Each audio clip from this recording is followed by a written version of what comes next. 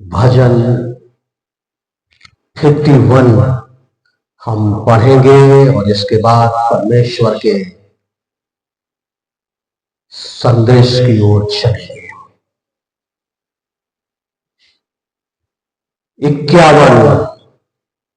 हे परमेश्वर, अपनी करुणा के अनुसार मुझ पर अनुग्रह कर, अपनी बड़ी दया के अनुसार मेरे अपराधों को मिटा दे।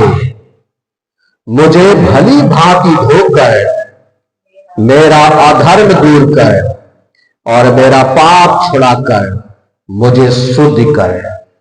मैं तो अपने अपराधों को जानता हूं और मेरा पाप निरंतर मेरी दृष्टि में रहता है।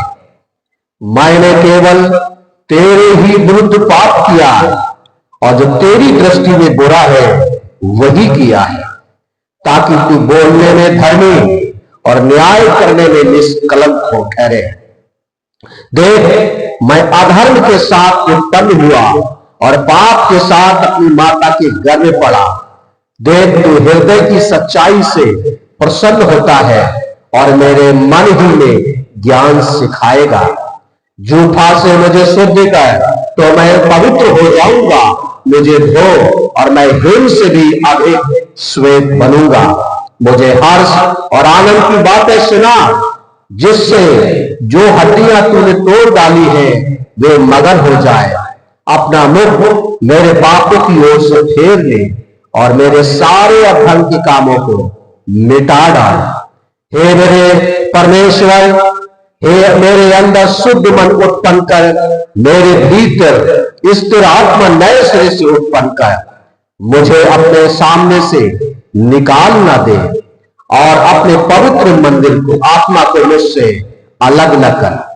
अपने किए हुए उद्धार का हर्ष मुझे फिर से दे और उदार आत्मा देकर मुझे संभाल। तब मैं अपराधियों को तेरा मार्ग दिखाऊंगा और पापी तेरी ओर फिरेंगे। हे मेरे परमेश्वर, उद्धारकर्ता परमेश्वर, मुझे हत्या के अपराध से छुड़ा ले, ताकि मैं तेरे धर्म का जय जयकार करने पाऊं। हे प्रभु, मेरा मुंह खोल दे, तब मैं तेरा गुणगान कर सकूंगा। क्योंकि तू मेल बलि से प्रसन्न नहीं होता, नहीं तो मैं देता। होम बलि से भी तू प्रसन्न नहीं होता। टूटा मन परमेश्वर की योग्य बलिदान है। हे मेरे परमेश्वर, तू टूटे और फंसे मन को तुच्छ नहीं जानता। प्रसन्न होकर सियोन की भलाई कर, यरूशलेम की शहरपना को तू बना। तब तू धर्म के बलिदानों से, अर्थात संयोग पशुओं की होम बलि से प्रसन्न होगा। तब लोग तेरी वेदी पर बैल चढ़ाएंगे। परमेश्वर अपने वचन पर आशीष दे। प्रभु का धन्यवाद। आज के इस दिन में परमेश्वर का वचन आज हमसे, आपसे और हर एक उस व्यक्ति से बातचीत करें। यूहन्ना का सुसमाचार 4 अध्याय और 10 पद, वहां परमेश्वर के वचन में इस प्रकार से लिखा है। यूहन्ना 4 का 10 पद, 4 का 10 पद।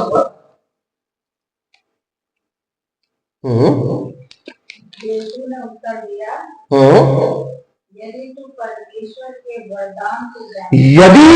परमेश्वर के वरदान को जानते, मैं भी इस विषय को यहीं पर रोकता हूं। क्या आप परमेश्वर के वरदान को जानते हैं? दुनिया के वरदानों के बारे में तो हम चर्चाएं करते हैं। बाइबल कहती है पहला कुरिन्थियों 12वां अध्याय में जो 9 वरदानों के बारे में परमेश्वर भव्य सत्ता 68 और उसके 9 पद में कहता है, परमेश्वर ने बहुत सारे वरदान तो बरसाए हैं, हमें उन बरसाए हुए वरदानों के बारे में परमेश्वर नहीं बात करता है। परमेश्वर कहता है, क्या आप परमेश्वर के वरदान के बारे में जानते हैं? हम उदारता के बारे में जो हम सब उसमें बढ़ते हैं, उन बातों के बारे में बात नहीं कर रहे हैं।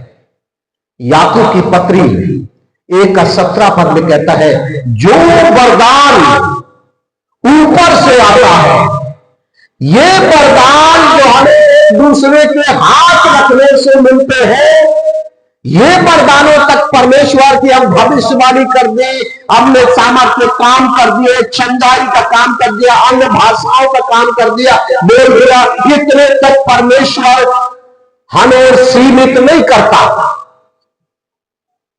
ये परमेश्वर के काम करने के तरीके हैं, परंतु वो वरदान जो परमेश्वर की ओर से आया, और यूहन्ना का सुसमाचार 17 के 3 पद में प्रभु यीशु मसीह प्रार्थना करते हैं, वहां कहते हैं, लोग परमेश्वर के पुत्र को यानी परमेश्वर को प्रभु यीशु मसीह को क्या करे?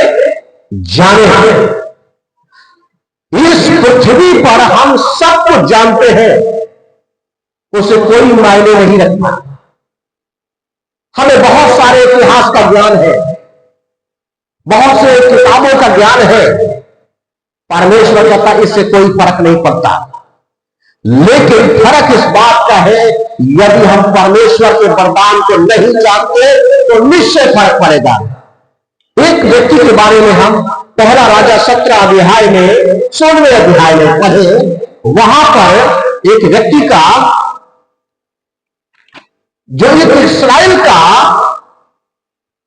व्यक्ति है और एक इजरायली राजा बना, उसके बारे में पढ़े, और उसका 16वां अध्याय और उसका 30 पद। ओम्री का पुत्र 16 का 30। और ओम्री के पुत्र आहाब ने उनसे अधिक, जो लोग अपराध करते थे उनसे भी अधिक, जो उससे पहले थे बुरे काम किए, पर वो उसने काम तो किए लेकिन परमेश्वर की दृष्टि में बुरे थे। हमें लोगों की दृष्टि में काम दिखाने की जरूरत नहीं कि हम बहुत धार्मिक हैं, हम बहुत ही कुछ है। परमेश्वर की दृष्टि में कैसे है? और उसने तो नाबाद के पुत्र योआम के पापों का चलना हल्की सी बात जानकर, पापों में चलना हल्की बात को समझा, परमेश्वर के वरदान को नहीं समझा, पापों को महत्व दिया और पाप को हल्की बात समझ लिया। हाँ, के राजा एतबाल की बेटी के से विवाह करके, और उसने एक मिस्री फ्रॉम की बेटी राजा की बेटी से विवाह करके, और उसने वो किया जो परमेश्वर के विरुद्ध था। वहां बस परमेश्वर के विरुद्ध। और परमेश्वर का वचन कहता है, आप 17 पकड़े रहे, और भजन से 34 में बड़े अच्छे से परमेश्वर का वचन कहता है, परमेश्वर बुराई करने वालों क्या कर देता है? विमुख। परमेश्वर 14 पद में 34 के 14 में परमेश्वर का वचन कहता है, जैसे ही हम बुराई की तरफ मुड़ते हैं उसी समय हम परमेश्वर के विरुद्ध हो जाते हैं।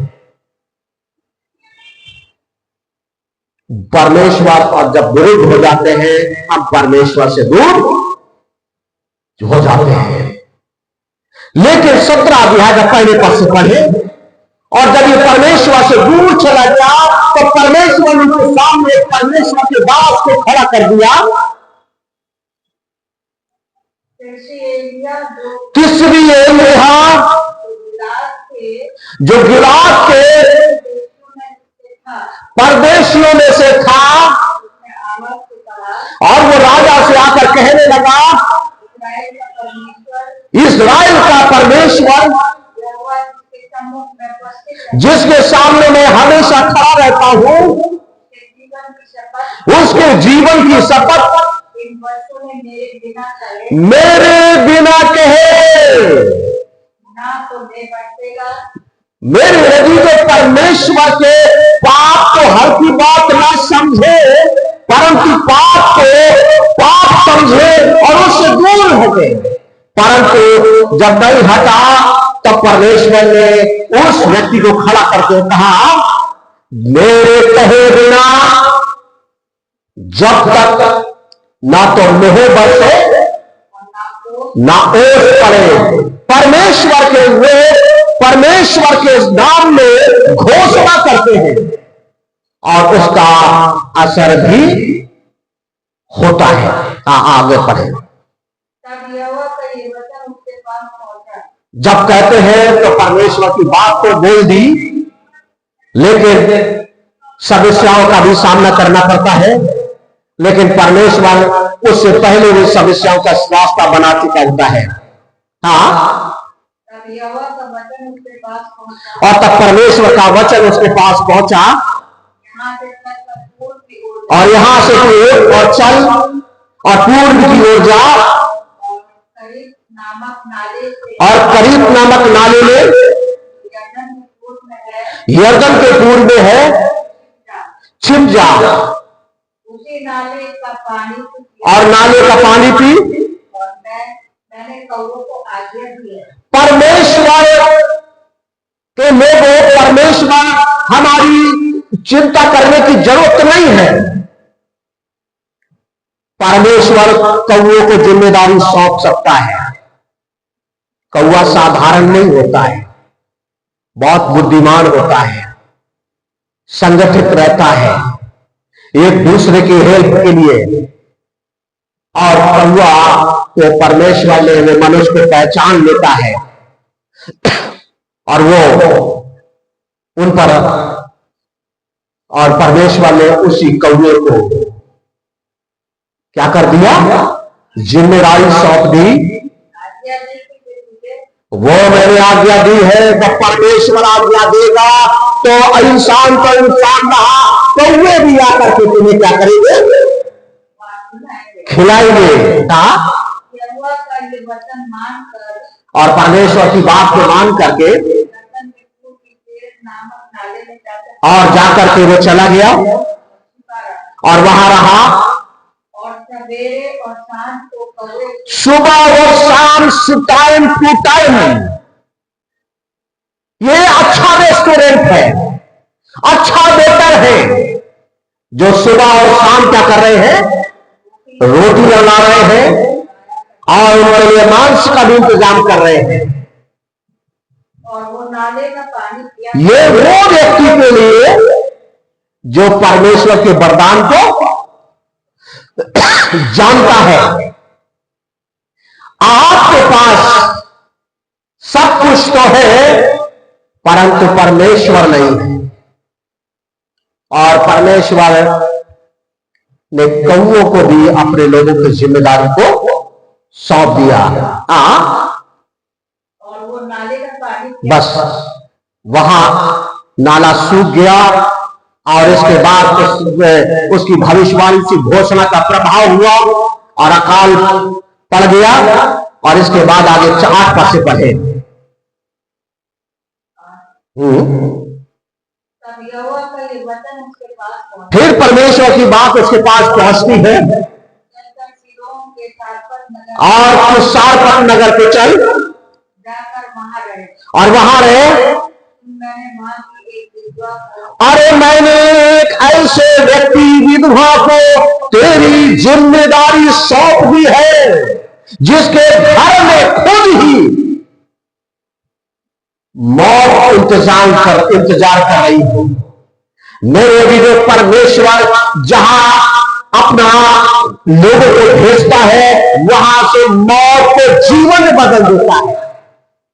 और इसके घर में जाकर के क्या किया? तेरे खिलाने की आज्ञा दी है। हमने परमेश्वर कहता मैंने उसे आज्ञा दी है, भले उसके घर में ना हो।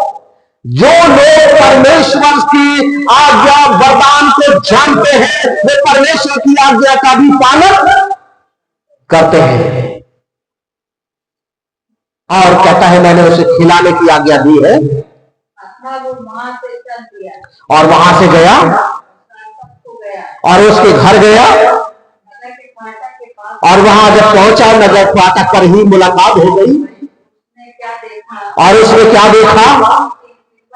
और वही जिसको परमेश्वर ने वो आज्ञा दी है वही लकड़ियां दी गई है और उससे बुलाया किसी पात्र में मेरे लिए थोड़ा सा पानी ले आ। ऐसा करके मेरे लिए थोड़ा सा पानी ले आ। वो लेने जा और जैसे ही उसने उसकी बात को सुनी और लेने के लिए आगे बढ़ी और उसने उसे पुकार कर कहा अपने हाथ से एक टुकड़ा एक रोटी टुकड़ा रोटी। कम शब्दों में परमेश्वर के बड़े काम को देखते हैं।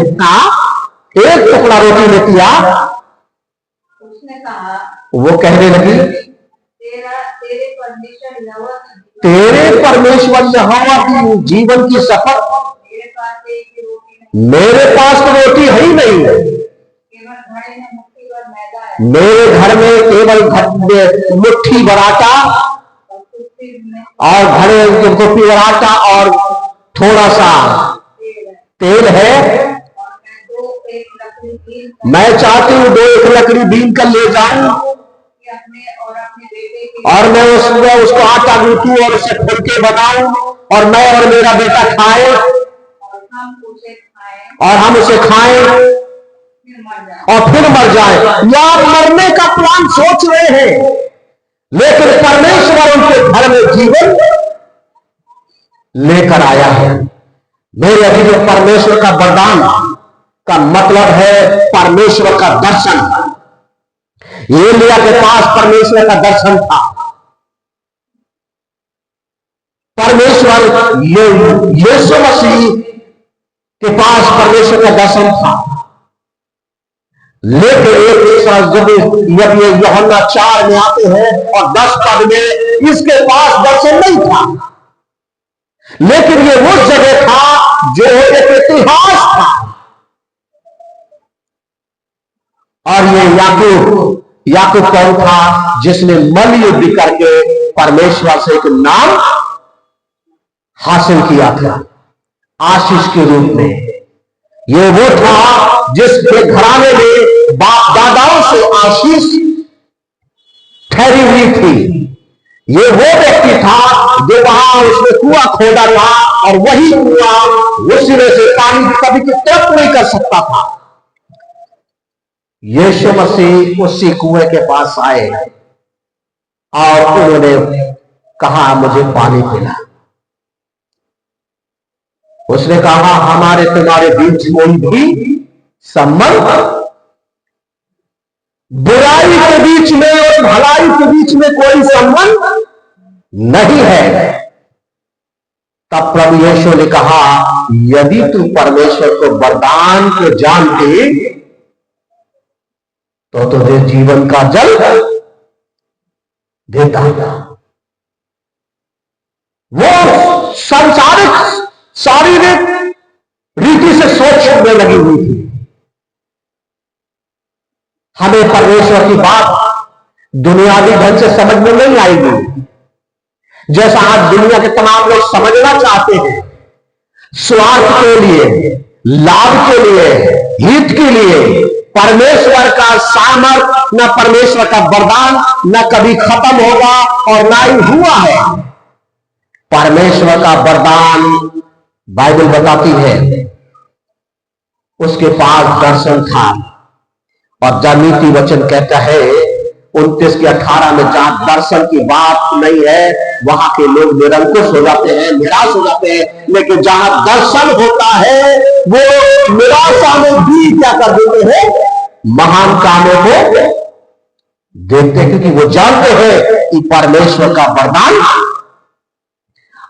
आज बाइबल कहती है लोग बुरे हैं, लोगों के काम बुरे हैं, समय बुरा है, इसके बीच भी परमेश्वर का वचन कहता है बुराई करने वालों, तुमसे परमेश्वर विमुख हो जाता है। परमेश्वर के साथ रहना है तो बुराई को क्या करना, भजस्यता।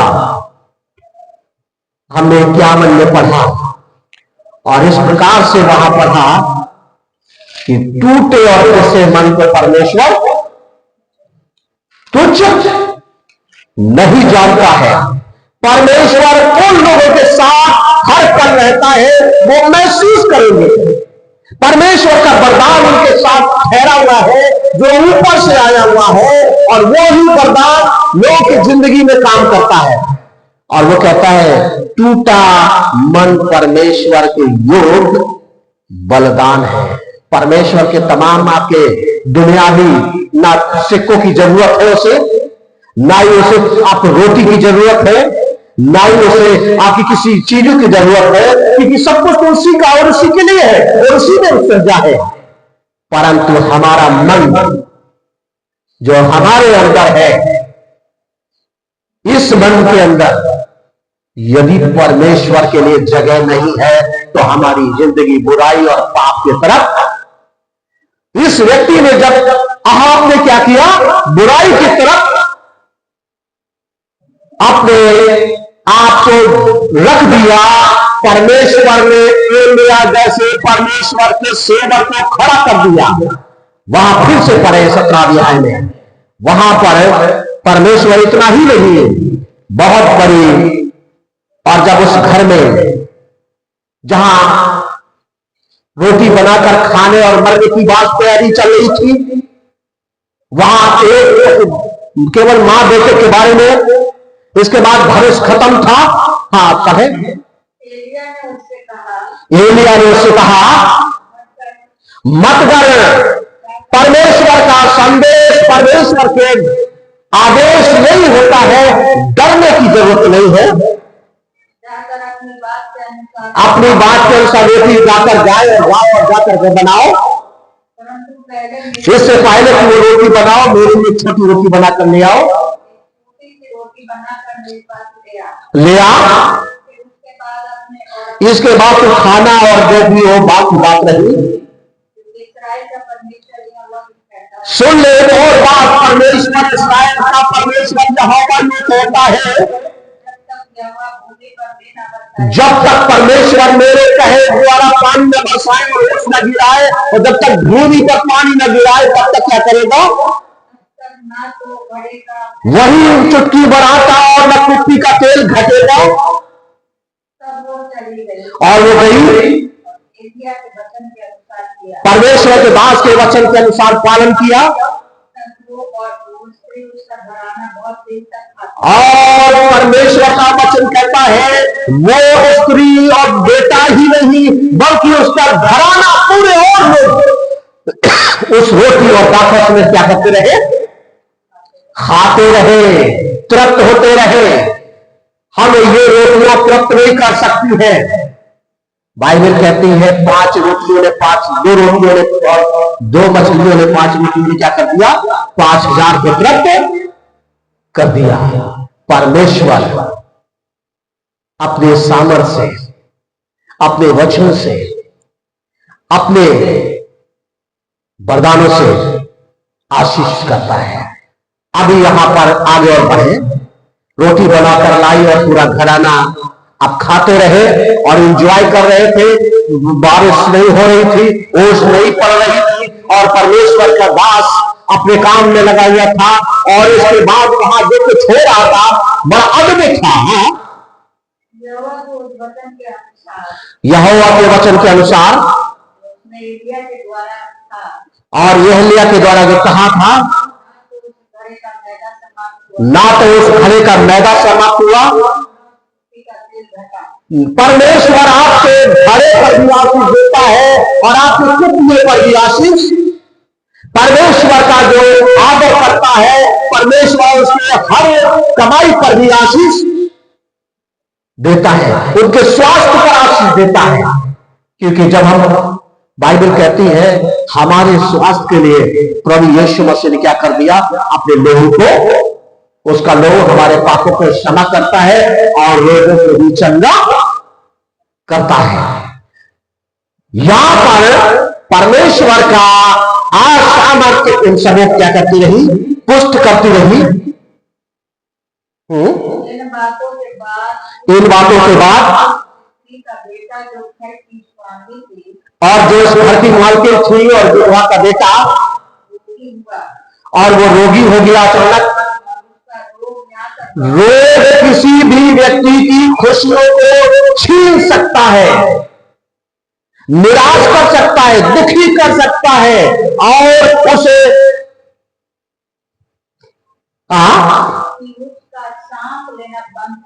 उसकी सांसें बंद हो गई। तब परमेश्वर के दास से कहने लगी, परमेश्वर के जन, मेरा तुझसे क्या काम, क्या इसलिए तो मेरे यहां आया है मेरे बेटे की मृत्यु का कारण बने और मेरे पापों को स्मरण दिलाए। परमेश्वर, इस व्यक्ति ने परमेश्वर के कामों को देखा, इस व्यक्ति ने परमेश्वर की आशीष का खूब पूरे घराने के साथ आनंद उठाया, लेकिन अभी तक इसने क्या किया, ये बात नहीं पहचान पाई कि ये परमेश्वर का जन है। 24 पद पढ़े इसी का पीछे। स्त्री ने एलिय्याह से कहा, अब मुझे मालूम हो गया, आप मुझे मालूम हो गया कब रोटी खाई थी हमें नहीं पता, घरे में आशीष आई और पूरे घराने खाई हमें नहीं पता, हम तो निराशा में थे, तूने मुझे हिम्मत बढ़ाया नहीं पता, लेकिन जब मेरा बेटा मरा जी उठा और तब मुझे पता चल गया कि परमेश्वर का जन है। परमेश्वर के लोगों, परमेश्वर के लोगों को समझना साधारण नहीं, एक्सेप्ट करना साधारण नहीं। हर कोई सन ऑफ गॉड कह सकता है, मैन ऑफ गॉड। ये मैन ऑफ गॉड परमेश्वर का वरदान, ये वरदान है प्रभु यीशु मसीह, जो हमें स्वर्ग से दिया गया, जो स्वर्ग की बातें करता है। हम पृथ्वी की बातें समझ नहीं पाते तो हम स्वर्ग की बातें क्या समझ पाएंगे। लेकिन परमेश्वर का धन्यवाद, पूछता है क्या आप परमेश्वर के वरदान को जानते हैं। आज हर एक से पूछता है, आइए हम प्रार्थना में चलें। जीवित परमेश्वर पिता है, तो सचमुच आज भी अद्भुत कामों का परमेश्वर है। जब हम बुराई में जाते हैं हम परमेश्वर से दूर हो जाते हैं, जब टूट जाते हैं हम परमेश्वर के निकट आते हैं। आज की सुबह में परमेश्वर लोगों को समझ दे और हर एक की सहायता करे, और अद्भुत कामों से हम उन्हें केवल मित्र और आनंद उठाते हैं, परंतु हम ये सब बात नहीं समझ पाते हैं कि सब कुछ परमेश्वर का जन वरदान क्या है। आज वो समझने के लिए लोगों को, हर एक उस व्यक्ति को जो हमारे साथ वचन को सुनता है, प्रभु आशीष दे। वो भी कह सके सचमुच ये परमेश्वर का जन है।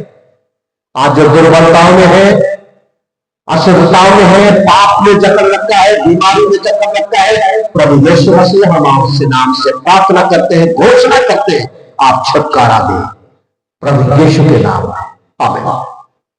प्रभु आपको बड़ी